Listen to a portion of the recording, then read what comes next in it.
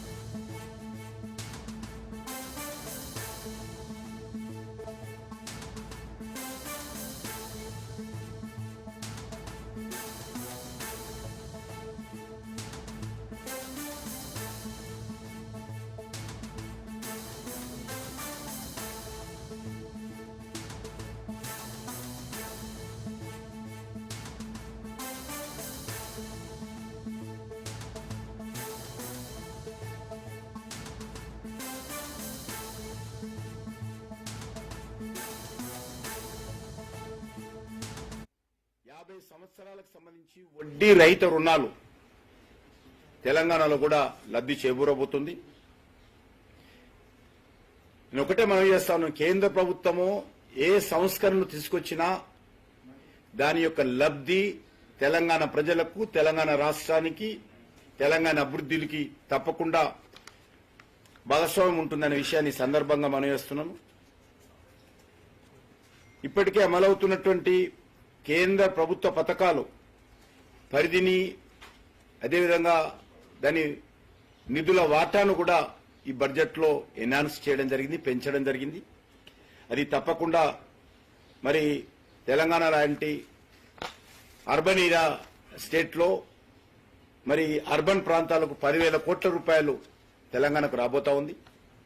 అమృత్ పథకం ఏదైతున్నదో అమృత్ పథకాన్ని కూడా తెలంగాణలో ఉన్నటువంటి 125 అర్బన్ లోకల్ బాడీస్ కు లబ్ధి చేకూరబోతా ఉంది. స్ట్రీట్ వెండర్స్ తెలంగాణలో ఉన్నటువంటి స్ట్రీట్ వెండర్స్ కూడా లబ్ధి చేకూరుతుంది. దానికి ఈరోజు ఇప్పటికే 7.5 lakhs స్వనిధి పథకం కింద తెలంగాణలో లబ్ధి పొందారు. ఈరోజు దాన్ని ఎన్హాన్స్ చేయడం ద్వారా వాళ్ళకు కూడా మేలు చేకూరేటువంటి అవకాశం ఉంది. గిగ్ వర్కర్స్ ఏదైతే తెలంగాణలో ముఖ్యంగా హైదరాబాద్ నగరంలో, వరంగల్ లాంటి సిటీలో ఉన్నటువంటి వేలాది మంది యువతకు ఇది మేలు చేకూర్చేటువంటి కార్యక్రమం ఉంటుంది.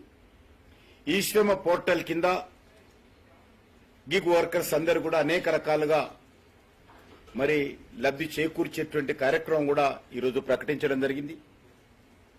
అంతేకాకుండా నేషనల్ జియో స్పెషల్ మిషన్ కింద ల్యాండ్ రికార్డ్స్ ఆధునీకరణ చేయడం కానీ, అర్బన్ ప్లానింగ్ కానీ, ఇన్ఫ్రాస్ట్రక్చర్ డెవలప్మెంట్ లో కూడా మరి మేలు జరుగుతుంది.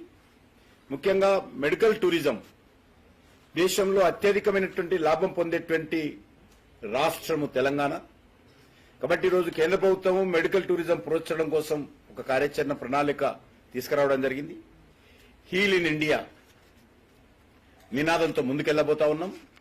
అది ఈరోజు మన హైదరాబాద్ నగరంలో కానీ, తెలంగాణ రాష్ట్రంలో ఉన్నటువంటి ఈ యొక్క అత్యద్భుతమైనటువంటి హాస్పిటల్స్ మన దగ్గర ఉన్నాయి. కాబట్టి అది మన హైదరాబాద్ నగరానికి మేలు చేకూర్చేటువంటి కార్యక్రమం. ఎందుకంటే ఇప్పటికే హైదరాబాద్ ఒక మెడికల్ హబ్గా మనము మరి మెడికల్ టూరిజానికి పెద్దపీట వేయబోతున్నాం. అదేవిధంగా ఇప్పటికీ అన్ని జిల్లాలలో కూడా డయాలిసిస్ సెంటర్స్ కేంద్ర ప్రభుత్వం ఏర్పాటు చేసింది. ఆల్ డిస్ట్రిక్ట్ హెడ్ క్వార్టర్స్ లో కేంద్ర ప్రభుత్వం ఆధ్వర్యంలోని మరి ఈ యొక్క డయాలిసిస్ సెంటర్స్ అన్ని హాస్పిటల్స్ ఇవ్వడం జరిగింది.